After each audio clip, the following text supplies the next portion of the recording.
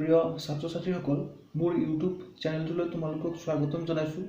আজি আলোচনা কৰোঁ 10মান শ্ৰেণীৰ গণিতৰ পুনৰালোচনাৰ তৃতীয় খণ্ডৰ পাঠ পৰিমিতিৰ অনুশীলনী R6ৰ প্ৰশ্ন নং 1ৰ পৰা। আলোচনা আৰম্ভ কৰাৰ আগত সৰু অনুৰোধ এটা জনাওঁ যে চেনেলটো ছাবস্ক্ৰাইব কৰি কাষৰ টিলিঙাটো তোমালোক বজাই লোৱা যাতে নতুন ভিডিঅ'ৰ নটিফিকেশ্যনবোৰ পাই থাকা।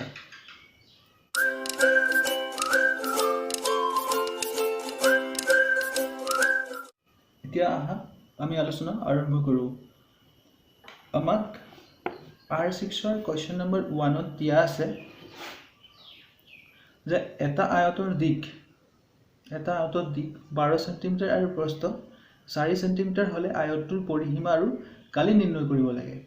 আমি ইয়াৰ আগত কি কৰিম, সৰ্বপ্ৰথম আমি আয়তৰ এটা চিত্ৰ অংকন কৰিম। ঠিক আছে,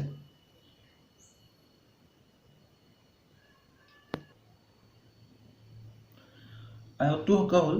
এতিয়া আয়তৰ শীৰ্ষবিন্দুবোৰ দি লওঁ A, B, C আৰু D। আমাক দিক দিয়া আছে 12 সেন্টিমিটাৰ আৰু প্ৰস্থ দিয়া আছে 4 সেন্টিমিটাৰ।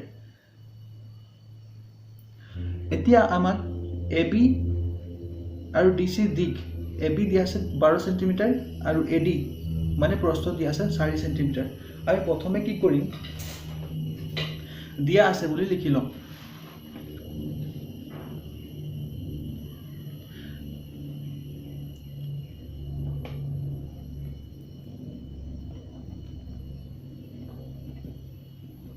দিয়া আছে আয়তটোৰ দিক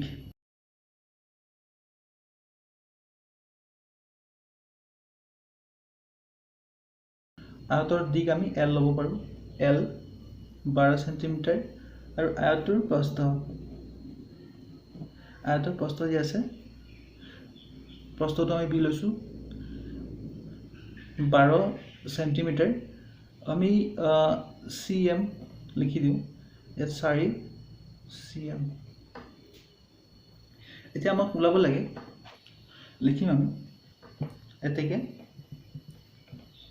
আয়তটোৰ পৰিসীমা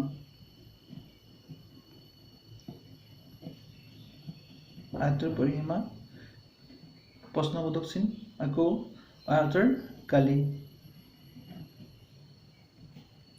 প্ৰশ্নবোধক চিন। এতিয়া আমি লিখিম আমি জানো।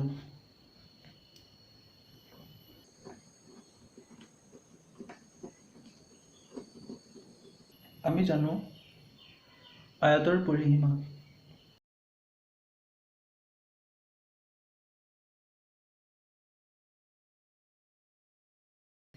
আয়তৰ পৰিসীমা ওলোৱা সূত্ৰ আছে আমাৰ 2 হ'ল দিক যোগ প্ৰস্থ। ঠিক আছে, 2 দিক আমাৰ দিয়া আছে কিমান 12, প্ৰস্থ দিয়া আছে আমাৰ 4। ইয়াত আমি সেন্টিমিটাৰ লিখিব পাৰোঁ। 2 ইনটু ব্ৰেকেট উঠি যোৱাৰ লগে লগে বুৰঞ্জীন আহিব। 12 4 কিমান হ'ব 16 সেন্টিমিটাৰ। ইয়াত ব্ৰেকেট দিলোঁ, মই ব্ৰেকেট নিদিলেও হ'ব, সেন্টিমিটাৰ লিখি দিওঁ। 16 দুগুণ 32। গতিকে আয়তটোৰ পৰিসীমা হৈ যাব 32 সেন্টিমিটাৰ। আকৌ আমাক কি ওলাব কৈছে কালি, আকৌ লিখিম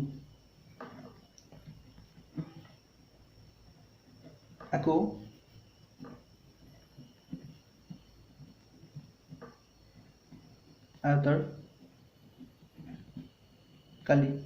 কালি ওলোৱা সূত্ৰ কি আছিলে, দিক পূৰণ প্ৰস্থ, হয়নে? দিক পূৰণ প্ৰস্থ। দিক দিয়া আছে আমাৰ 12 সেন্টিমিটাৰ আৰু প্ৰস্থ দিয়া আছে 4 সেন্টিমিটাৰ। গতিকে 12 4 গুণ 48 সেন্টিমিটাৰ। যিহেতু কালি ওলাই আছোঁ গতিকে 48 সেন্টিমিটাৰ স্কোৱাৰ হৈ যাব। বা তোমালোক অসমীয়াত যদি লিখা, তেতিয়াহ'লে এককটো যদি তোমালোক অসমীয়াত লিখা তেতিয়াহ'লে লিখিব লাগিব 48 বৰ্গ সেন্টিমিটাৰ। এইখিনি হৈছে আমাৰ প্ৰশ্ন নম্বৰ 1ৰ সমাধান। আমি এতিয়া কৰোঁ প্ৰশ্ন নং 2।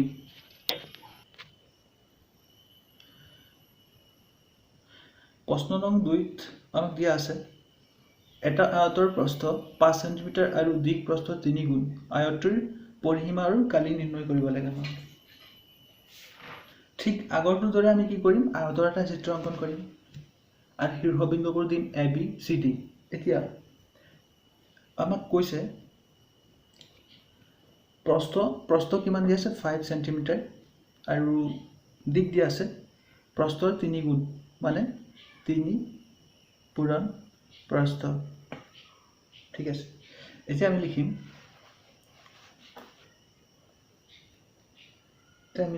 দিয়া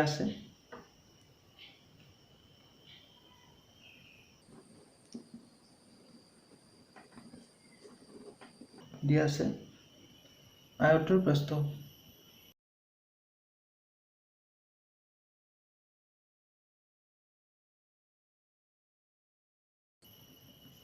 B is equal 5 centimeter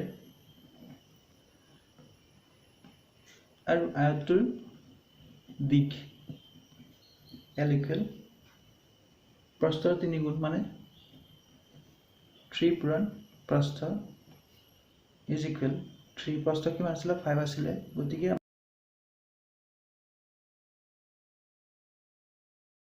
দিক আমাৰ হৈ যাব 15 সেন্টিমিটাৰ এতিয়া আয়তৰ পৰিসীমা আমাক আয়তৰ পৰিসীমা নিৰ্ণয় কৰিব লাগে লিখিম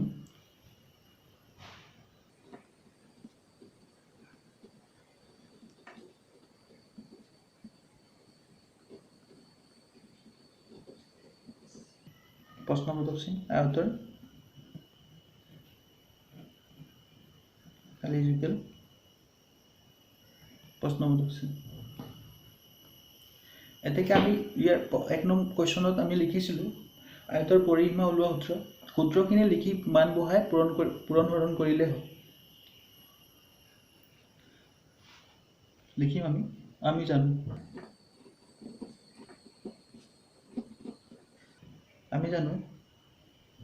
আয়তৰ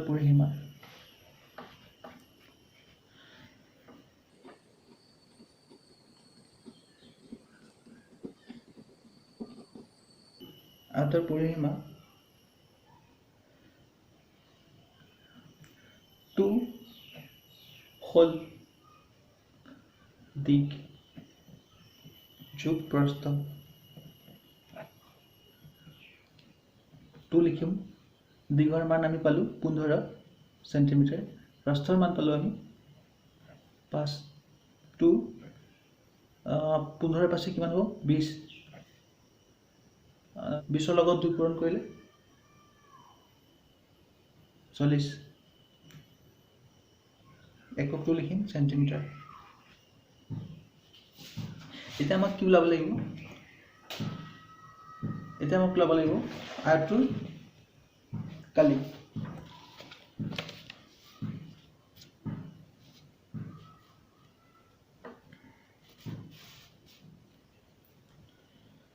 আকৌ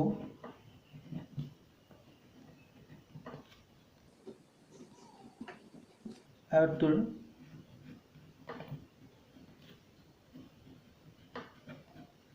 কালি is equal আয়তৰ কালি ওলোৱা সূত্ৰ আছিলে দিক পূৰণ প্ৰস্থ আমি দিক পালো 15 প্ৰস্থ পালো প্ৰস্থ কিমান 5 আছিলে 15 5 গুণ 75 এককটো লিখিম সেন্টিমিটাৰ স্কয়াৰ এতিয়া আমি আলোচনা কৰিম কোৱেশ্চন 3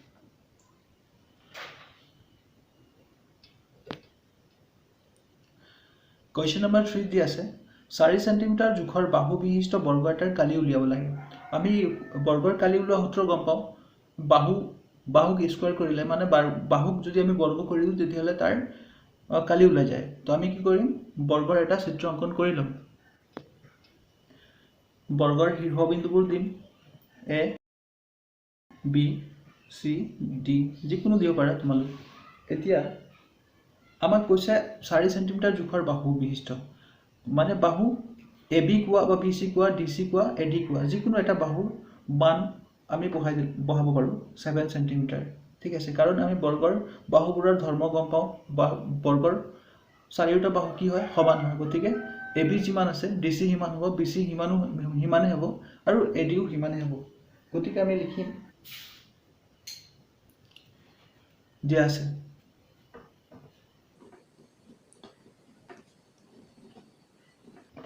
আছে বৰ্গটোৰ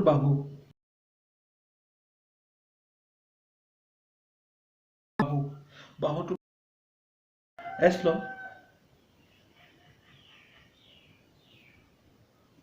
বৰ্গটোৰ বাহুৰ যোগ কিমান দিয়া আছে 7 সেন্টিমিটাৰ। এতেকে বৰ্গটোৰ আমাক কালি নিৰ্ণয় কৰিব লাগে, কালি প্ৰশ্নবোধক আছে। এতিয়া আমি লিখিম আমি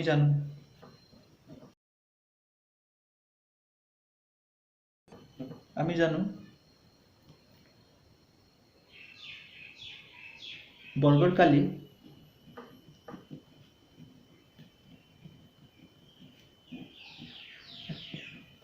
কালি ইজ ইকুৱেল বাহু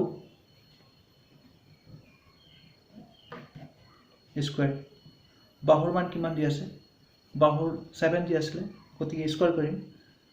7 স্কোয়াৰ মানে দুটা 7, 7 7 গুণ 49, এককটো দি আছিলে সেন্টিমিটাৰ, গতিকে সেন্টিমিটাৰ স্কোয়াৰ হ'ব। এইখিনি হৈছে কুৱেশ্যন নম্বৰ 3 সমাধান। এতিয়া আমি আলোচনা কৰিম কুৱেশ্যন 4। কুৱেশ্যন নম্বৰ 4ত কৈছে এটা সামন্তৰিকৰ বাহু এটাৰ যোগ 6 সেন্টিমিটাৰ। যদি এই বাহু সাপেক্ষে সামন্তৰিকটোৰ উচ্চতা 3 সেন্টিমিটাৰ হয় তেন্তে ইয়াৰ কালি কিমান হ'ব। আমি গম পাওঁ সামন্তৰিকৰ কালি ওলোৱা সূত্ৰ হৈছে ভূমি পূৰণ উচ্চতা। আমি সৰ্বপ্ৰথমে কি কৰিম, সামন্তৰিকৰ চিত্ৰ এটা অংকন কৰি ল'ম। ইয়াত সামন্তৰিকটোৰ শীৰ্ষবিন্দুবোৰ দিম এ বি চি আৰু ডি, আৰু ইয়াত মই এটা লম্ব লৈছোঁ, ইয়াক যিকোনো এটা দি দিওঁ, এম দিলোঁ। এতিয়া আমাক কৈছে এটা সামন্তৰিকৰ বাহু এটাৰ যোগ 6 সেন্টিমিটাৰ। আমি এই ডি চিটোৰ যোগ আমি ল'ম 6 সেন্টিমিটাৰ, আৰু এই যিটো এ এম আছে, এ এম হ'ব সামন্তৰিকটোৰ উচ্চতা, য'ত নেকি দিয়া আছে 3 সেন্টিমিটাৰ। এতিয়া আমি লিখিম ধৰো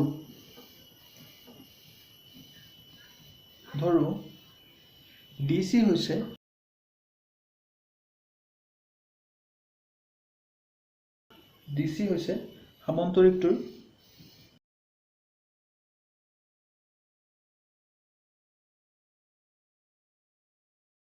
সামন্তৰিকটোৰ ভূমি, আৰু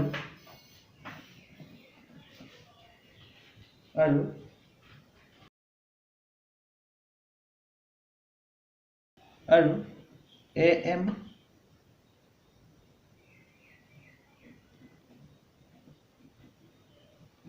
হৈছে উচ্চতা। ঠিক আছে, এতিয়া দিয়া আছে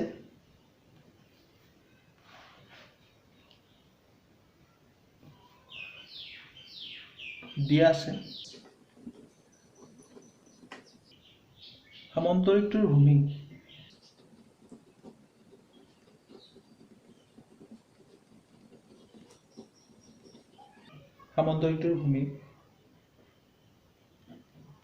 B is equal 6 সেন্টিমিটাৰ, আৰু সামন্তৰিকটোৰ উচ্চতা is equal 3 সেন্টিমিটাৰ। এতেকে সামন্তৰিকটোৰ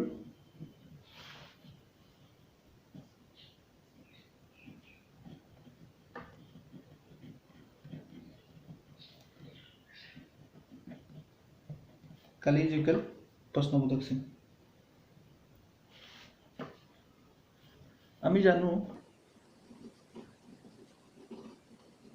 আমি জানো সামান্তৰিকৰ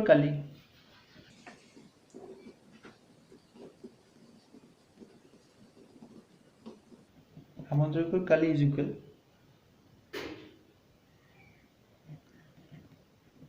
ভূমি ইনটু উচ্চতা। আমি ভূমিৰ মান বহাম, ভূমি দি আছে 6 আৰু উচ্চতা দি আছে 3, গতিকে 6 × 3 = 18। এককটো সেন্টিমিটাৰ দি আছে, গতিকে সেন্টিমিটাৰ স্কয়াৰ হ'ব। এতিয়া আমি আলোচনা কৰিম কোৱেশ্চন নম্বৰ 5। কোৱেশ্চন নম্বৰ 5ত দি আছে এটা সামান্তৰিকৰ এডাল কৰ্ণৰ জোখ 8 সেন্টিমিটাৰ আৰু ইয়াক সাধাৰণ ভূমি হিচাপে থকা ত্ৰিভুজ দুটাৰ প্ৰতিটোৰে উচ্চতা 4 সেন্টিমিটাৰ হলে সামান্তৰিকটোৰ কালি নিৰ্ণয় কৰিব লাগে। আমি প্ৰথমে চিত্ৰ অংকন কৰি লম। আমি সামান্তৰিকটো আঁকিলো। এতিয়া সামান্তৰিকৰ শীৰ্ষবিন্দুবোৰ দিম A, B, C আৰু D। আৰু ইয়াত BD হ'ব কৰ্ণ। BD আমি যেতিয়া কৰ্ণ আঁকিম তেতিয়া কি হ'ব, সামান্তৰিকটো দুটা ত্ৰিভুজত বিভক্ত হ'ব, য'ত ABD এটা ত্ৰিভুজ হ'ব আৰু BDC আন এটা ত্ৰিভুজ হ'ব। এতিয়া ইয়াত M লিখো, ইয়াত N লিখো, তেতিয়া হৈ যাব AM হ'ব ABD ত্ৰিভুজৰ উচ্চতা আৰু NC হ'ব BDC ত্ৰিভুজৰ উচ্চতা। ইয়াত কৰ্ণডালৰ জোখ দি আছিল আমাৰ 8 সেন্টিমিটাৰ আৰু বাকি উচ্চতা হ'ব, তাৰ মান দি আছে 4 সেন্টিমিটাৰ।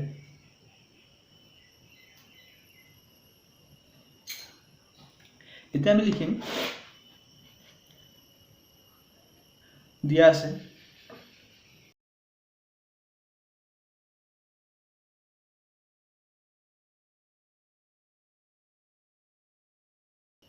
আছে BD জুগেল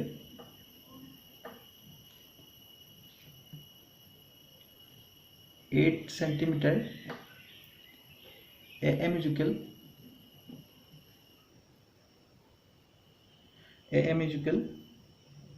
4 সেন্টিমিটাৰ, আকৌ NC জুগেল সেন্টিমিটাৰ। এতেকে সামান্তৰিকটোৰ কালি।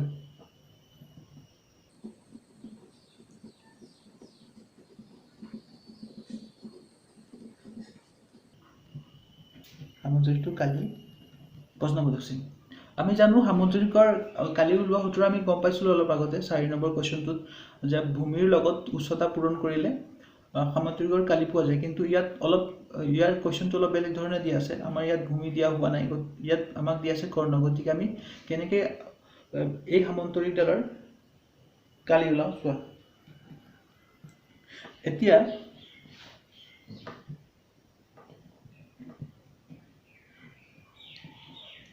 এতিয়া ত্ৰিভুজ ABDৰ কালি, সামান্তৰিকৰ কালি ওলোৱাৰ আগত আমাক এই ত্ৰিভুজ দুডালৰ কালি ওলাই ল'ব লাগিব। এতিয়া ত্ৰিভুজ ABDৰ কালি ইজুকেল, আমি জানো ত্ৰিভুজৰ কালি ওলোৱা সূত্ৰ হৈছে হাফ ইনটু ভূমি ইনটু উচ্চতা। এতেকে হাফ ইনটু ভূমি। এতিয়া আমাক কৈছিলে কোৱেশ্চনটোতে কৈছিলে যে এই BD ত্ৰিভুজ দুডালৰ কি ল'ব লাগিব, ভূমি হিচাপে ল'ব লাগিব। গতিকে BD হ'ব ABD বা BCD ত্ৰিভুজৰ ভূমি। গতিকে আমি ভূমি BD ল'ম। BDৰ মান দি আছে 8 আৰু উচ্চতা 4। 2ৰে 4 কাটিম আমি, দুবাৰ যাব, 8 দুগুণ 16। এতিয়া সেই ওপৰৰ ত্ৰিভুজডালৰ ABD ত্ৰিভুজৰ কালি হৈ যাব 16 সেন্টিমিটাৰ স্কয়াৰ।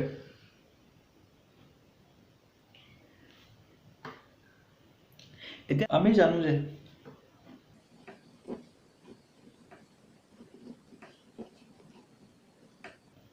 জানো যে সামান্তৰিক এটাৰ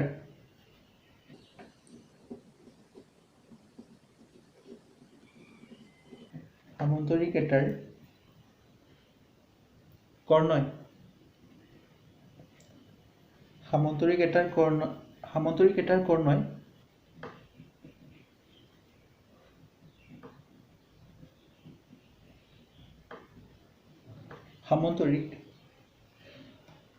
সামন্তৰিকটোক দুটা সম মানে সমান ত্ৰিভুজত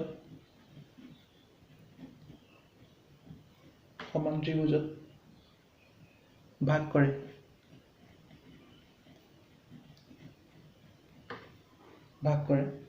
এতেকে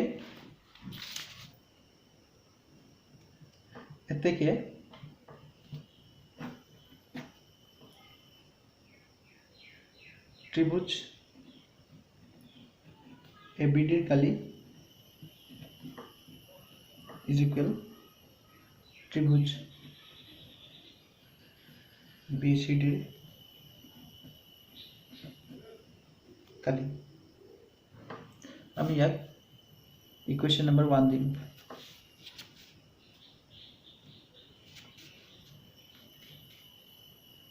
গতিকে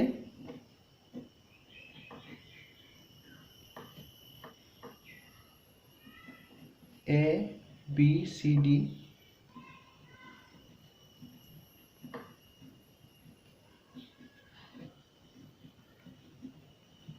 সামন্তৰিকৰ কালি